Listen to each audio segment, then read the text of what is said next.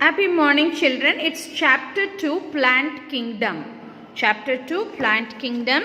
This lesson has got 4 choose the correct answers and 6 answers. Let's start with choose a correct answer. Which of the following group of gametophyte as dominant phase? Option B, bryophytes. Which of following represent gametophytic generation in pteridophytes? Option D, rhizophore. The haploid number of chromosome from an angiosperm is 14. The number of chromosome in its endosperm remains to be 42. Option C, 42. Endosperm in gymnosperm is formed by B. Option B, before fertilization. So these are the answers. Now let's move with the question answer session. First, fifth question. Differentiate aplontic and diploitic life cycle. Okay. Aplontic and diploitic life cycle. Gametophytic phase is dominant and photosynthetic is indominant.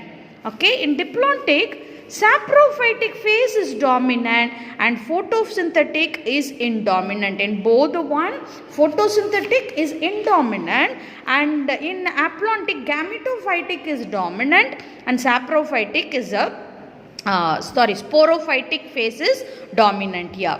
And here the sporophytic phase is referred by zygote. The gametophytic is represented by the single or few celled gametophyte. Zygote undergoes meiosis to restore the haploid condition. The gamete fuses to form zygote, which develops into sporophyte. Example, Volvax, Spirogyra. Here example, Fucus, gymnosperms and angiosperm. You can add one more thing to this is your diagrams. You can take the aplontic diagram and the diploitic diagram. Aplontic A, this diagram you can draw, and diploitic you can draw this diagram. Okay. So for that question. Now let's move to the sixth question. What is plectostele? Give example. Xylem plates alternate with the phloem plates. Okay, in the vascular bundle. Okay, this is your vascular bundle where the xylem and phloem are alternately arranged. That kind of arrangement is called plectostele. Okay, you can add one more thing in the vascular bundle. Okay, in vascular bundle, the xylem plates alternate with the phloem plates. Example, Lycopodium clavatum. This is the diagram, and you can take this as xylem and this as your phloem. Fine. Seventh question. What do you infer from the term pycnoxylic? Okay, pycnoxylic wood. The wood would be compact due to the presence of a narrow medullary rays.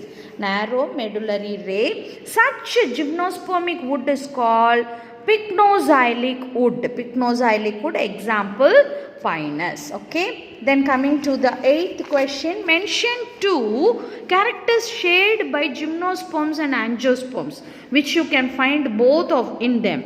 Presence of cambium in gymnosperm as in dicotyledon. Okay. So cambium is present in both gymnosperm and in angiosperm dicot. Presence of integument around the ovules. Both plant groups produce seeds, and presence of eustele. Do you think the shape of chloroplast is unique for algae? Justify your answer. Yes, the shape of chloroplast is unique for algae. Variation among the shape of chloroplast is found in the members of algae. It is cup-shaped in Chlamydomonas, discoid in Chara, girdle-shaped in Elothrix, reticulate Oedogonium, spiral and Spirogyra, stellate in Zyneema, and plate-like in Mogutia. You can find the different shapes also in this picture. You can refer the page number 56 for the different types of algae. The 10th question.